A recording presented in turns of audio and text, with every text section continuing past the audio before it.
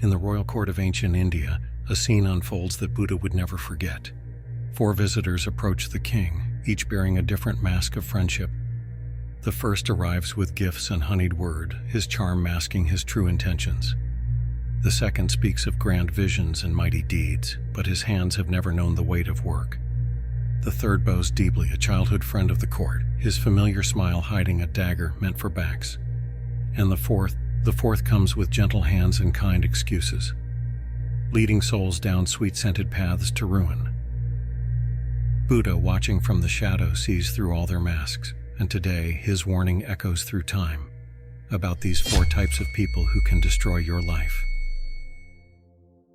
2,500 years ago, in the royal court of Kosala, during a time when India was undergoing massive social and philosophical changes, Buddha did something remarkable. Cities were growing and creating new forms of relationships beyond traditional family and tribal bonds. Merchants were rising to power, challenging traditional social hierarchies. In this complex social landscape, people needed guidance more than ever. That's when Buddha, observing the intricate politics of royal courts and the emerging merchant class, did something extraordinary. He created what might be the world's first psychological profile of toxic relationships. Long before modern psychology, Buddha identified specific patterns of harmful behavior that are shockingly relevant today. These aren't just ancient warnings. They're precise descriptions of people we encounter in our modern lives, in our workplaces, on social media, and sometimes even in our inner circles. Together they form what Buddha called the 4 hindrances of fellowship, relationships that seem supportive but actually impede our growth. What makes Buddha's insight so powerful is that he didn't just point out these harmful types. He explained exactly how they operate, why they're dangerous, and most importantly, how to protect ourselves from their influence. In the next 20 minutes, we'll decode Buddha's original teachings about these 4 types of people. We'll examine ancient Buddhist texts, look at fascinating historical examples, and reveal how these same patterns play out in our modern world. But I need to warn you, this knowledge might change how you see some people in your life, because once you understand these patterns, you'll start recognizing them everywhere. Let's begin with the first type, the one Buddha called Mittapatirupaka, the person who wears the mask of friendship.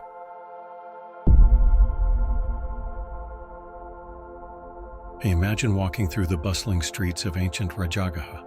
The market is alive with traders, but among them walks a different kind of merchant, one who trades not in goods, but in promises and praise. The Buddha called these people Mittapatirupaka, those who wear the mask of friendship, and in the Sigalovada Sutta, he revealed exactly how to spot them. Remember this truth: sweet words may fill the ears, but empty hands tell the truth. In the Sigalovada Sutta, Buddha taught the one who takes much and gives little, who performs duties only out of fear, who associates for their own advantage rather than from love, know them to be Mittapatirupaka, a false friend. This teaching, preserved in the Pali Canon for over 2 millennia, reveals exactly how to spot them.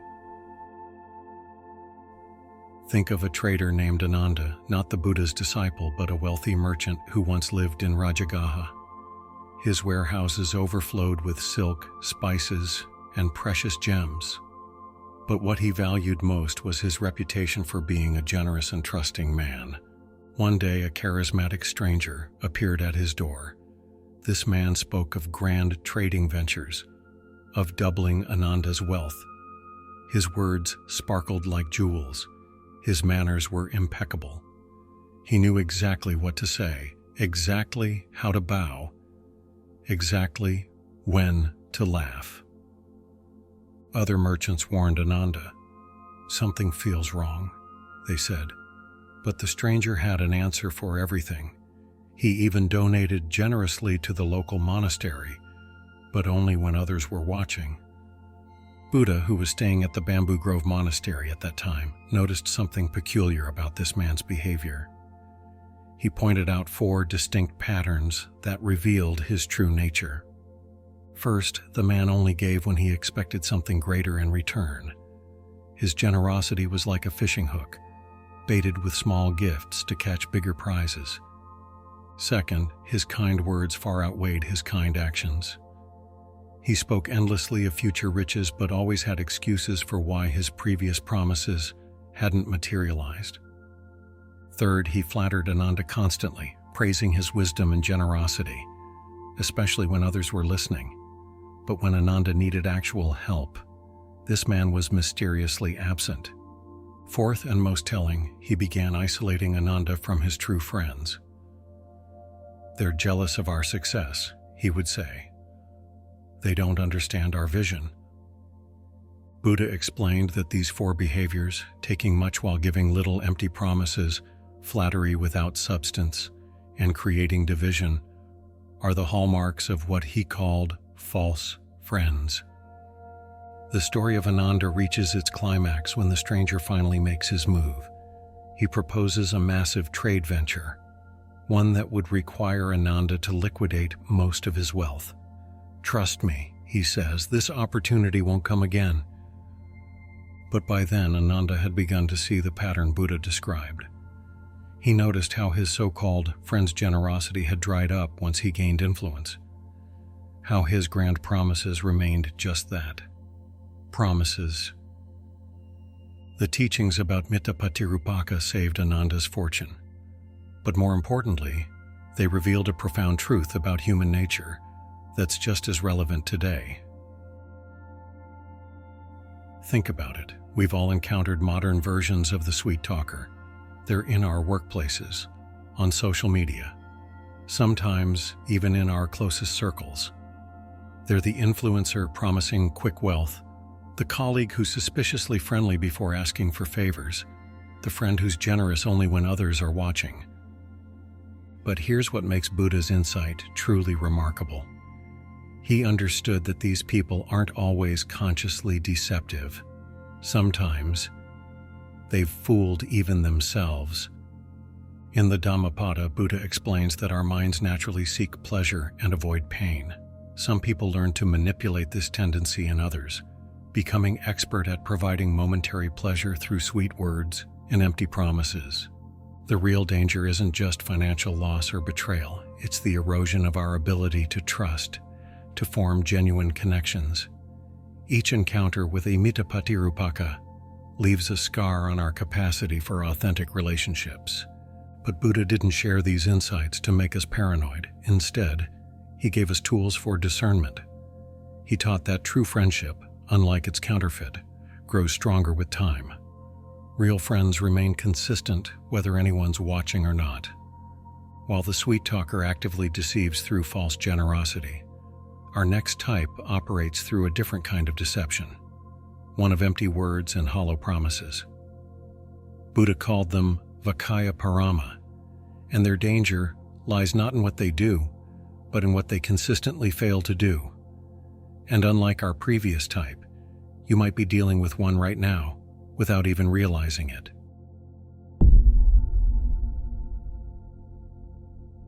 The empty promiser, or as Buddha called them, Vakaya Parama, speaks grand words but lacks the substance of action, and this type hits differently in our modern world. Here's what you need to know. The loudest promises often have the quietest results. Imagine this scene from Buddha's time. A young monk proudly declares to the entire monastery that he'll reach enlightenment within a month. He speaks eloquently about his dedication, his unshakable resolve. The other monks are impressed. Days pass, then weeks. This monk spends more time talking about meditation than actually meditating.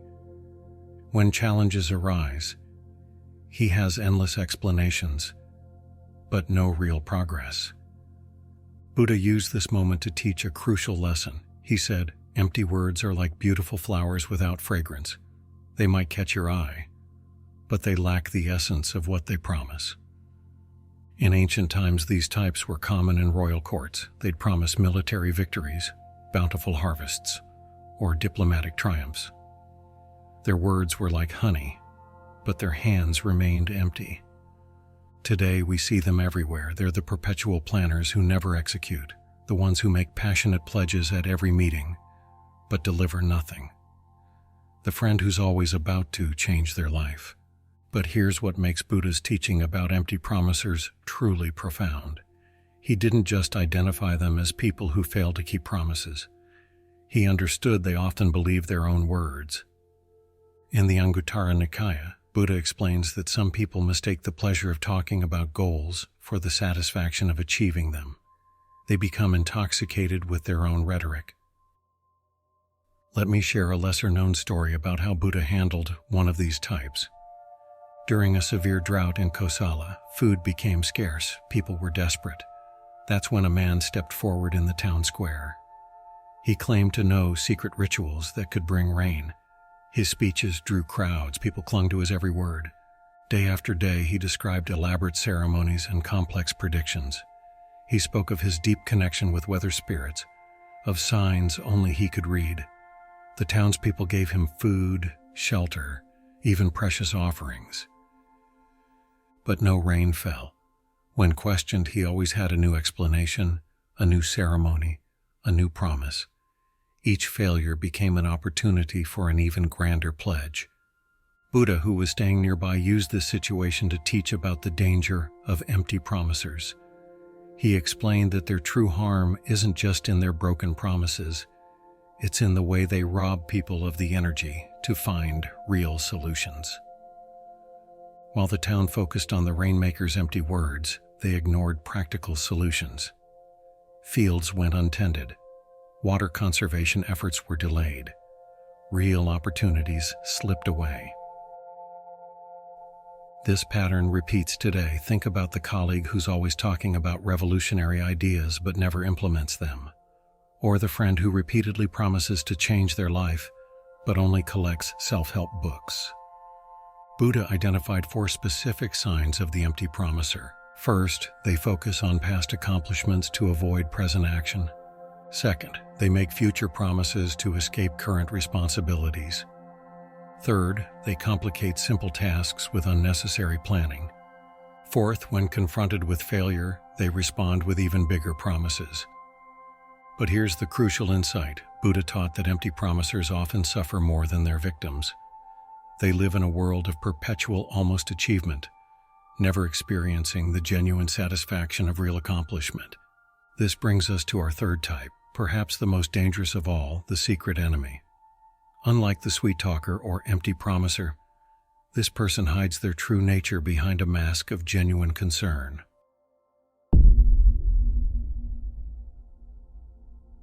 The secret enemy. Papamita in Buddha's teachings is like a weapon wrapped in silk. Their danger lies not in what they show, but in what they hide.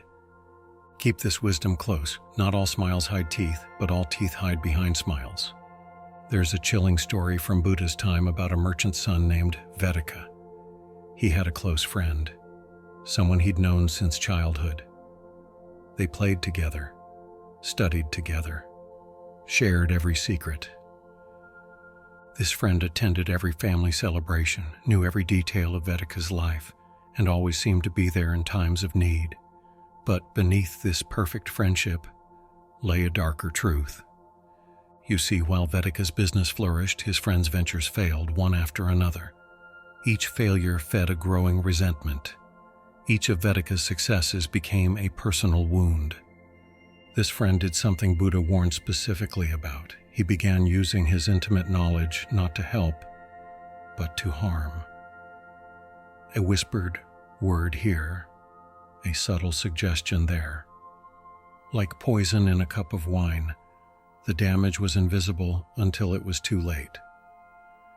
He knew Vedika's trade routes, his business partners, his family secrets. He knew exactly where to plant seeds of doubt, exactly which relationships to strain, precisely how to turn allies into enemies. Buddha explained that the Papamita is particularly dangerous because they weaponize trust itself. This connects directly to the Buddhist concept of karma, not just as cause and effect, but as intentional action. The secret enemy creates negative karma in 2 ways, through their harmful intentions, cetana, and through causing others to develop mistrust, which leads to suffering, dukkha. Their actions violate the core Buddhist principle of ahimsa, non-harming, while disguising themselves as friendship. They don't attack from outside, they destroy from within. In the Anguttara Nikaya, Buddha described 4 signs that reveal a secret enemy. They celebrate your failures privately while mourning them publicly. They minimize your successes, often with subtle criticism disguised as concern. They share your secrets with others while swearing everyone else to secrecy. They study your weaknesses not to help, but to exploit. But here's where the story takes an unexpected turn. When Vedika finally discovered the truth, his first reaction wasn't anger. It was crushing guilt. Guilt over not seeing what was happening. Guilt over trusting too deeply.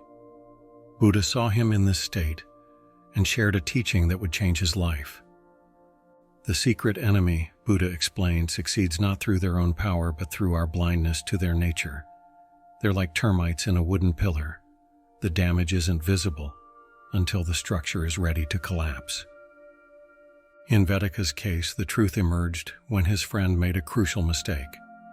During a business negotiation, he accidentally revealed knowledge he couldn't have known unless he'd been secretly undermining deals. The mask slipped just for a moment. Today, secret enemies operate in more sophisticated ways. They're the colleague who forwards your private emails with concerned comments, the friend who shares your confidential struggles with others just to get advice, the family member who remembers every mistake you've made and brings them up at crucial moments. But Buddha's teaching went deeper than just identifying these people. He explained why they become secret enemies. Often, they're wounded people who've convinced themselves that their actions are justified. Their resentment has twisted their perception so much that they see their betrayal as fairness. This understanding leads us to something profound. The secret enemy's greatest weapon isn't their knowledge of our weaknesses, it's their ability to make us doubt ourselves, to make us question our own judgment. Which brings us to our 4th and final type, the enabler. Unlike the previous 3, this person doesn't mean to cause harm, but as Buddha taught, good intentions don't prevent real damage.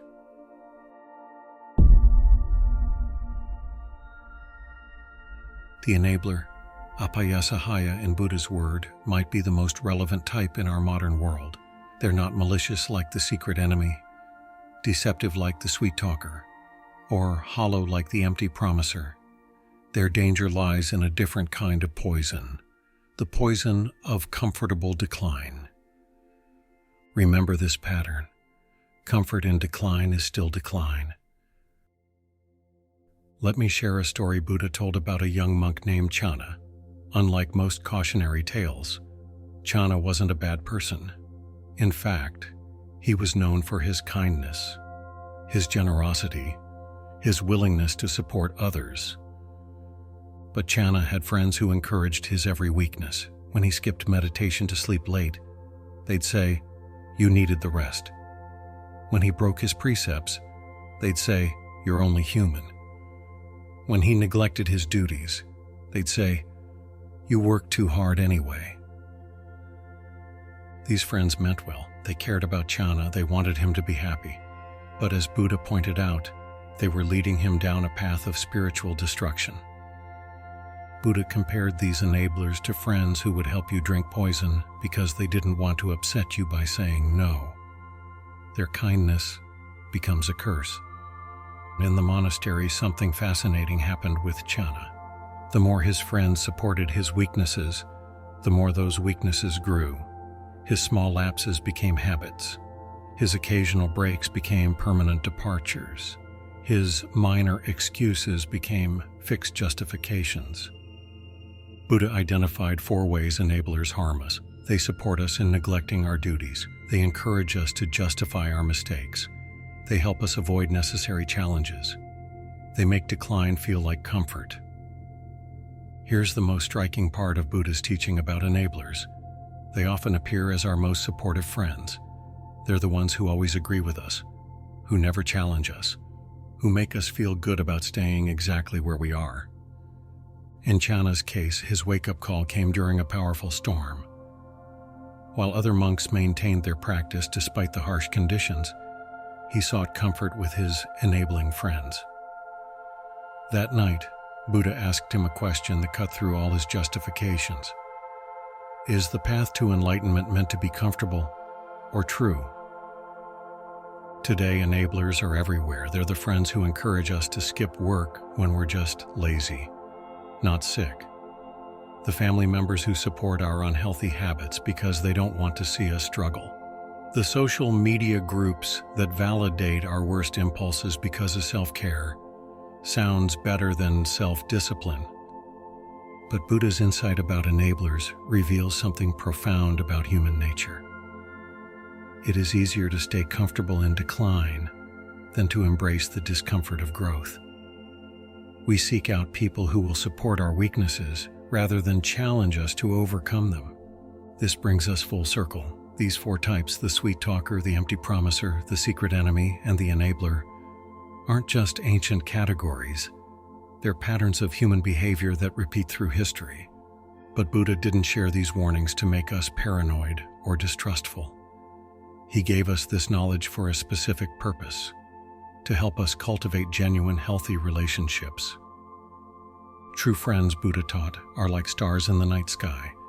They don't just shine when we look at them. They don't hide their light. They don't lead us astray. And most importantly, they help us navigate toward our true north. The question isn't whether we'll encounter these 4 types. We will. The question is whether we'll have the wisdom to recognize them, the courage to address them, and the strength to choose better relationships. Because in the end, the company we keep shapes the person we become. Buddha's wisdom on these 4 types was never meant to create fear or suspicion. It was meant to cultivate wisdom. In the Mangala Sutta, Buddha taught that choosing our relationships wisely is the greatest blessing. Not wealth, not fame, but the simple act of surrounding ourselves with true friends. Look around your life right now, in your workplace and in your social circles, in your closest relationships. The sweet talkers who charm but never deliver, the empty promisers who speak but never act, the secret enemies who smile but harbor darkness, the enablers who comfort but prevent growth. Buddha's teaching offers 3 powerful steps for transformation. First, watch the patterns, not the promises. True friends reveal themselves through consistent actions, not occasional words. As Buddha said, like gold tested in fire, the faithful reveal themselves in times of trouble. Second, cultivate discernment, not suspicion. This isn't about becoming paranoid. It's about becoming wise. Wisdom arises from meditation. Without meditation, wisdom declines. Knowing this 2-way path for gain and loss, conduct yourself to increase wisdom. And finally, choose growth over comfort. The path to any worthy goal runs through discomfort. True friends won't just support you, they'll challenge you to become better. Before you leave today, I have one question for you to contemplate. A question Buddha often asked his disciples.